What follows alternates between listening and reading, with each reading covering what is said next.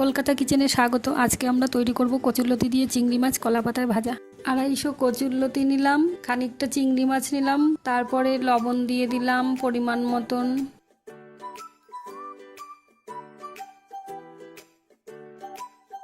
তারপরে দিয়ে দিলাম হলুদ গুঁড়ো পরিমাণ মতন।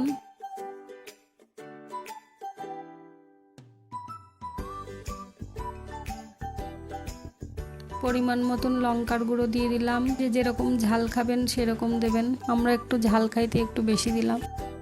সরিষার তেল দিলাম খানিকটা।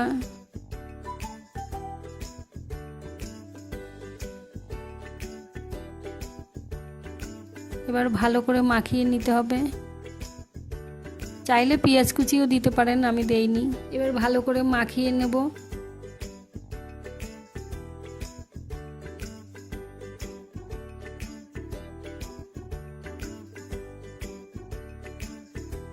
তারপরে একটা থালার মধ্যে একটু কলা পাতা নিতে হবে। এক টুকরো কলা পাতা নিয়ে কলা পাতায় ভালো করে দিতে হবে, সাজিয়ে সুন্দর সাজাতে হবে যাতে চারিদিকে ছড়িয়ে না যায়।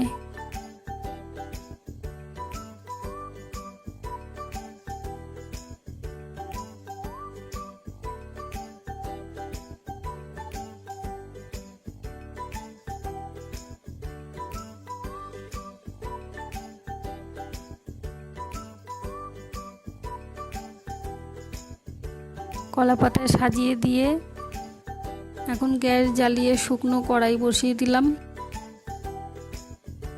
তার ভিতরে কলা পাতাটা আস্তে করে টেনে দিয়ে গামলাটা ধুয়ে খানিকটা জল দিয়ে দেব, যাতে টেস্টটাও ভালো হয় এবং কচুরলতিটা সিদ্ধও হলো ভালো করে।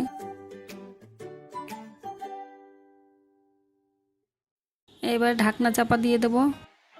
ঢাকনা চাপা দিয়ে খানিকক্ষণ গ্যাসটা হালকা আঁচে ঢাকা দিয়ে দিলাম এবং ঢাকনাটা চাপা দেওয়ার 5 মিনিট পর আমি ঢাকনাটা খুলে দেখলাম সিদ্ধ হয়েছে কি। যদি সিদ্ধ হয়ে যায় তাহলে অন্য আরেকটি কলা পাতা নিয়ে তুলে দেখব, পাতাটা যাতে পুড়ে না যায় তার আগেই তুলে নেব। নিয়ে অন্য আরেকটি পাতা দিয়ে ফিরিয়ে দেব, অন্য আরেকটি পাতা দিয়ে উল্টে নেব। উল্টে নিয়ে আবার কড়াইতে দিয়ে দেব।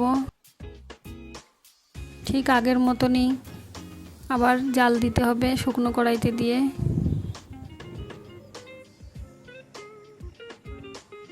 পাতাটা তুলে দেখব সিদ্ধ হয়েছে কি, ঠিকঠাক ভাজা হয়েছে কি।